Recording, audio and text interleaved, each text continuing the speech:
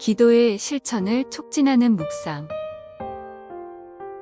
주의 말씀을 묵상하려고 내 눈이 야경이 깊기 전에 깨었나이다. 하나님의 말씀을 묵상하는 삶이 기도 생활에 어떻게 영향을 미치는지 147절과 연관하여 살펴보고자 합니다. 본문에서 중요한 것은 하나님의 말씀을 묵상하는 것과 기도가 매우 깊은 관계에 있다는 사실입니다. 하나님의 말씀을 많이 배워도 성화에 진전이 없는 그리스도인들이 많습니다.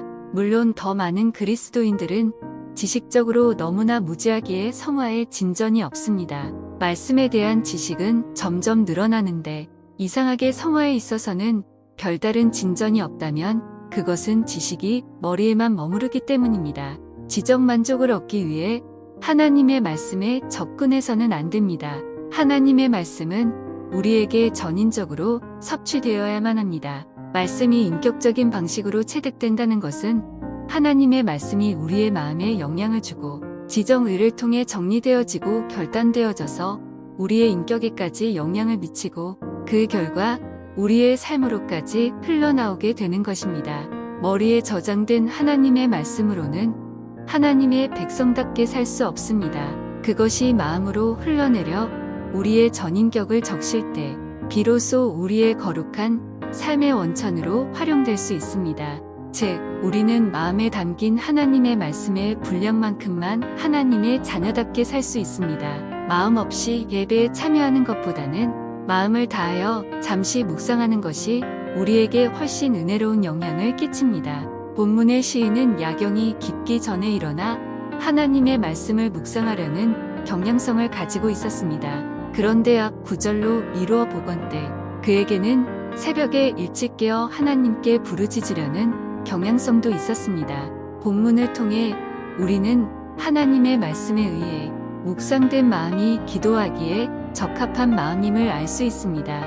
어머니의 편지를 읽고 그 내용을 마음에 두었다면 그것은 편지 내용 자체를 토시 하나 틀리지 않고 암기하고 있었다는 의미가 아니라 편지에 담긴 어머니의 마음을 마음 깊이 기억하였다는 뜻일 겁니다.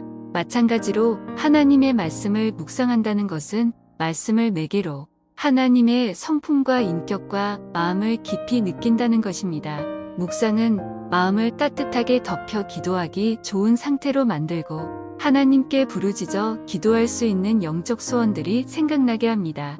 묵상을 통해 하나님께 영향받는 마음은 열렬한 기도를 실천하기 위해 필요한 그 마음과 같습니다. 말씀은 묵상을 통해서만 개인에게 적용됩니다. 그런데 말씀이 적용된다는 것은 하나님께서 우리에게 말씀하신다는 것이고 하나님께서 말씀하신다는 것은 그분께서 당신의 생각과 판단과 의지를 우리에게 나타내신다는 것입니다. 따라서 우리는 묵상을 통해 우리를 향한 하나님의 뜻을 구체적으로 듣게 됩니다. 묵상 없이는 하나님을 추구한다는 것이 불가능합니다. 말씀이 구체적으로 자신 안에 적용되지는 않았지만 하나님의 말씀의 은혜를 받기는 한 것 같다고 생각될 때가 있는데 그것은 그저 분위기가 좋았었다는 뜻일 뿐 하나님의 손길을 경험한 것은 아닙니다. 말씀이 우리 안에 구체적으로 적용되어야만 우리는 하나님의 강력한 정서와 의지를 느낄 수 있습니다. 따라서 묵상에 대한 실천 없이는